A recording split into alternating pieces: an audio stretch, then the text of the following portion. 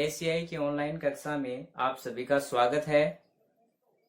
विद्यार्थियों, संस्कृत में हम सबसे पहले संधि पढ़ेंगे। ठीक है, देखो संधि किसे कहते हैं? दो या दो से अधिक वर्णों के मेल से उनमें जो परिवर्तन होता है उसे संधि कहते हैं। जैसे नर प्लस इंद्र है, यहां लास्ट वर्ण क्या है? रे में ए है, और यहां प्रथम वर्ण क्या है? ई है। ए और ई इन दोनों के स्थान पे क्या आ जाएगा? ए। ये गुण संधि है, वो आगे देखेंगे हम। यहाँ नए और आधा रे शेष है, और आगे क्या है? आधा नए आधा दे और रे। ए की मात्रा रे के ऊपर लग जाएगी, तो यहाँ पे ए और ई के स्थान पे ए आ गया, परिवर्तन हो गया। यही क्या है? संधि है। जब दो या दो से अधिक वर्णों के मेल से उनमें जो परिवर्तन होता है, यहाँ पे ये जो परिवर्तन हुआ है इसे हम क्या कहते हैं? संधि कहते हैं। तो ये अपनी क्या है? इसकी परिभाषा। और ये सब क्या बन गया? नरेंद्र है। यहां से आप परिभाषा बना सकते हैं। दो या दो से अधिक वर्णों के मेल से उनमें जो परिवर्तन होता है उसे हम संधि कहते हैं। ये तो बात हुई हिंदी में। अब संस्कृत में परिभाषा क्या बनेगी? यही हो जाएगी, वर्ण संधानम संधि है। वर्णों के मेल को क्या कहते हैं? संधि कहते हैं। एक दूसरी परिभाषा भी हम लिख सकते हैं, जैसे एक मिनट, दूसरी परिभाषा है प्रह सन्निकर्ष है संहिता। इसका अर्थ होता है वर्णों की अत्यधिक निकटता को संधि कहते हैं। ठीक है, तो बात एक ही है। वर्ण संधानम संधि या फिर प्रह सन्निकर्ष है संहिता, दोनों की बात क्या है? एक ही है। दो या दो से अधिक वर्णों के मेल से उनमें जो परिवर्तन होता है उसे हम क्या कहते हैं? संधि कहते हैं। अब बात करते हैं संधि के भेद कितने होते हैं। मुख्य रूप से संधि के 3 भेद होते हैं। कितने भेद होते हैं? 3 भेद।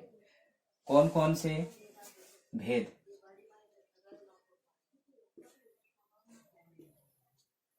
पहला अच संधि, दूसरा हल संधि है, तीसरा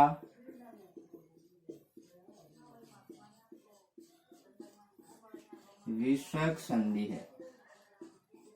बस ये 3 भेद होते हैं संधि के। देखो स्वरों को ही अच कहते हैं, तो यहाँ पे अच संधि को हिंदी में क्या कहते हैं? स्वर संधि।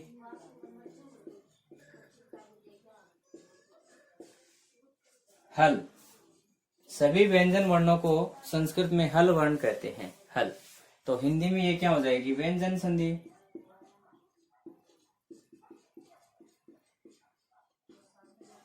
और विसर्ग संधि विसर्ग संधि ही होती है। एक बार पुनः देखें, संधि किसे कहते हैं? दो या दो से अधिक वर्णों के मेल से उनमें जो परिवर्तन होता है उसे संधि कहते हैं। संधि के 3 भेद होते हैं, अच संधि, हल संधि और विसर्ग संधि। अच, स्वरों को अच कहते हैं, तो हिंदी में इसे क्या कहते हैं? स्वर संधि कहते हैं। हल, व्यंजनों को हल कहते हैं, तो ये हल संधि हो गई। और विसर्ग होते ही है। ठीक है, अब सबसे पहले हम एक एक संधि को विस्तार से पढ़ेंगे, अच्छे से पढ़ेंगे। इन सभी के भेद देखेंगे, किसके कितने भेद होते हैं। देखो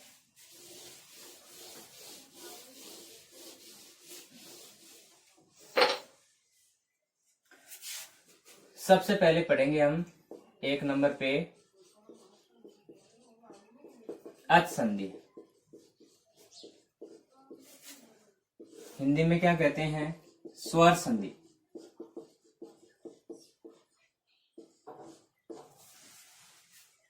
दो या दो से अधिक स्वरों के मेल से उनमें जो परिवर्तन होता है उसे अच संधि कहते हैं। ठीक है, वर्णों के मेल को संधि कहते हैं, और अगर वो वर्ण दोनों स्वर हो तो उसे अच संधि कहते हैं। ठीक है, अब देखो अचसंधि के भेद कितने होते हैं? भेद, अचसंधि के 8 भेद होते हैं।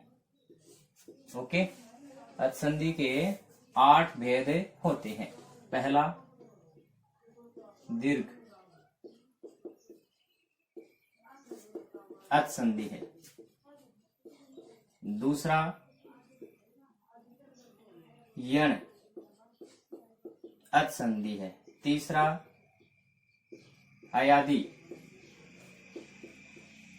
अचसंधि है, चौथा गुण अचसंधि है, पांचवा वृद्धि अचसंधि है, छठा पूर्वरूप अचसंधि है, सातवां पररूप अचसंधि है और आठवां प्रकृति भाव अचसंधि। तो ये अचसंधि के 8 भेद होते हैं, जिनमें से 10th क्लास तक केवल और केवल ये 7 भेद ही आते हैं, प्रकृति भाव नहीं आता है। तो हम भी केवल ये 7 भेद ही पढ़ेंगे। ठीक है, तो अब देखते हैं इनके एक एक भेद के बारे में थोड़ा सा जानते हैं।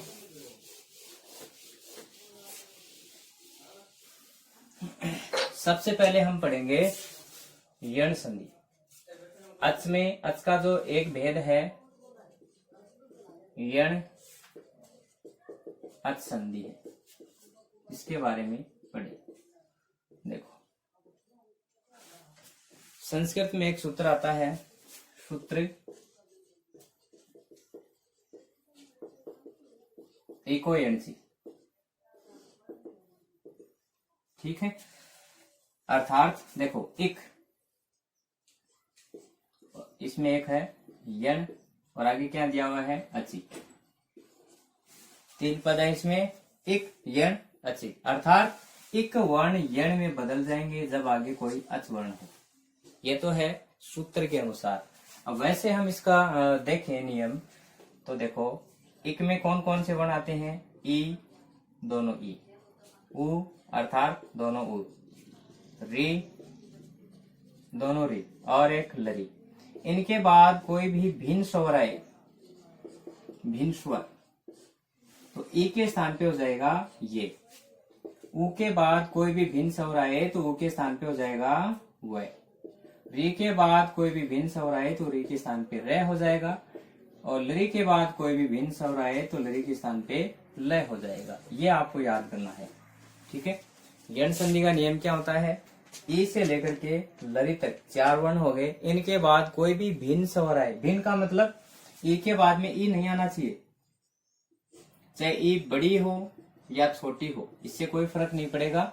ई के बाद में ई नहीं आना चाहिए, ई के अलावा अन्य स्वर आना चाहिए। जैसे उदाहरण से हम देखते हैं, उदाहरण से जैसे मान लो, एक तो ये उदाहरण है, श्री प्लस ईसा है, यहाँ पे ई तो है लेकिन बाद में ई आ गया वापस, तो यहाँ पे यण संधि नहीं होगी, ये दीर्घ संधि होगी, समान स्वर, वो हम आगे पढ़ेंगे। तो यहाँ पे नियम क्या कहता है? ई, उ, रे और लरी, इनके बाद में कोई भिन्न स्वर आना चाहिए, अर्थात ई के बाद में ई नहीं आना चाहिए, उ के बाद में उ नहीं आना चाहिए, री के बाद में री नहीं आनी चाहिए, लरी के बाद में लरी या री नहीं आनी चाहिए, इनके अलावा कोई अन्य स्वर आना चाहिए। अगर ऐसी स्थिति हो तो ई के स्थान पे ये हो जाएगा, उ के स्थान पे वह हो जाएगा, री के स्थान पर रे हो जाएगा और लरी के स्थान पे क्या हो जाएगा? ले। ठीक है, जैसे उदाहरण देखते हैं।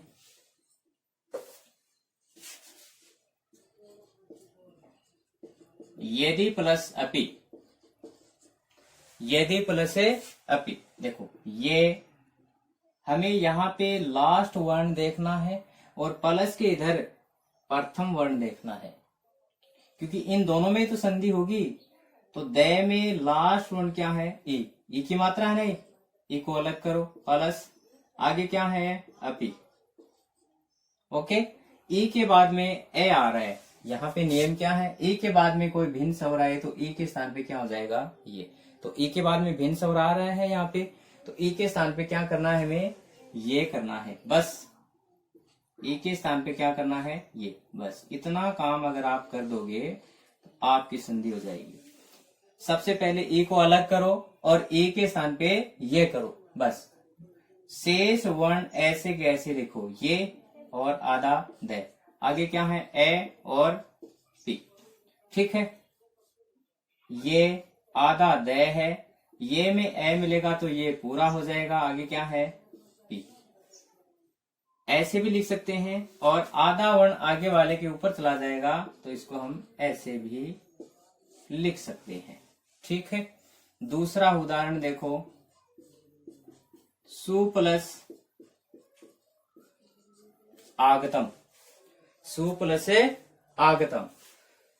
लास्ट वर्ण क्या है, स में उ है, सबसे पहले इस उ को अलग करो, कर लिया, उ की मात्रा है।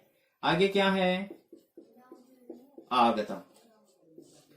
नियम क्या है, उ के बाद में भिन्न स्वर आए तो उ के स्थान पे व। इस उ के स्थान पे हमें केवल व करना है और कुछ नहीं करना है, ठीक है। उ के स्थान पे हमने क्या कर दिया, व कर दिया, ये लो। यहां शेष क्या है, आधा से। आगे क्या है, आगतम। व के अंदर आ की मात्रा लग जाएगी, आधा श है, व में आ मिलेगा तो वाह बन जाएगा। आगे क्या है, ग त में। शब्द क्या बन गया, स्वागतम, ठीक है। और देखो उदाहरण,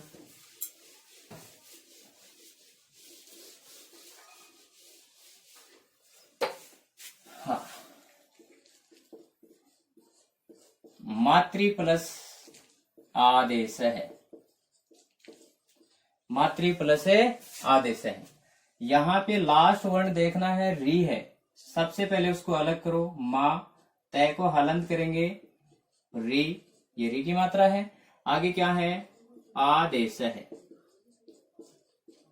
री के स्थान पे क्या आएगा, देखो, री के बाद में कोई भिन्न स्वर आए तो री के स्थान पे रे आएगा, ये अपना नियम है, ठीक है। री के बाद में री आता तो दीर्घ संधि हो जाती, लेकिन यहाँ पे री के बाद में भिन्न स्वर आ रहा है तो री के स्थान पे क्या आ जाएगा, रे। बस री के स्थान पे सबसे पहले यही काम करो, री के स्थान पे रे करो और इनको कोष्टक में बंद करो।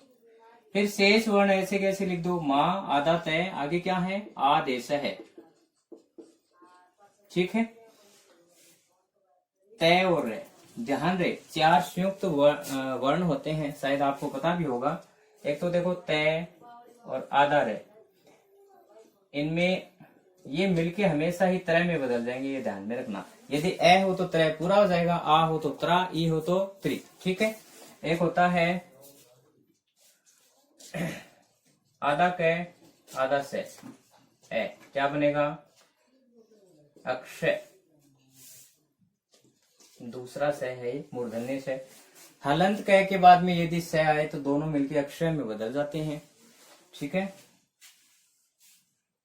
गे, आधा जय और ये किस में बदल जाएगा, गे में। एक से और रे और ए मिलेगा तो क्या बन जाएगा, श्रेय। ये चार संयुक्त वर्ण होते हैं, इनका भी आपको थोड़ा सा ध्यान में रखना है। कहीं पर भी हलंत तय के बाद में रे आए तो वहां हमें त्रय लिखना है हमेशा। तो तय और रे मिलके क्या बन जाएंगे, त्रय, मां, आधा त्रय। आगे क्या है, आदेश है, आ की मात्रा त्रय के ऊपर लग जाएगी तो क्या बन जाएगा, मात्रा देश है, ठीक है।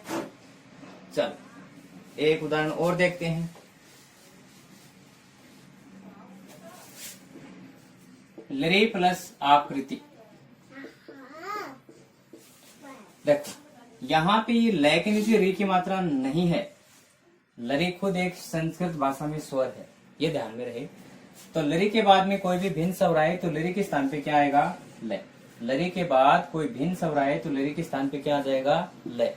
तो इस लरी के स्थान पे आ गया लय। और आगे क्या है, आकृति। बस शेष वर्ण ऐसे कैसे लिख दो, यही तो हमें परिवर्तन करना है। शेष वर्ण ऐसे कैसे, तो लय में आ मिल जाएगा तो क्या बन जाएगा, लाकृति, ठीक है। ओके, अब मैं कुछ उदाहरण लिख रहा हूँ, वो उदाहरण आप स्वयं करके देखें और नहीं समझ में आए तो मैसेज करें। देख कुछ उदाहरण लिख लेना और वो आप खुद करना। हाँ,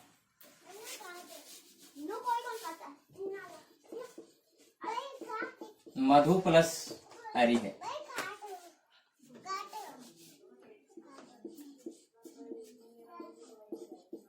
शुद्धि धन उपास्य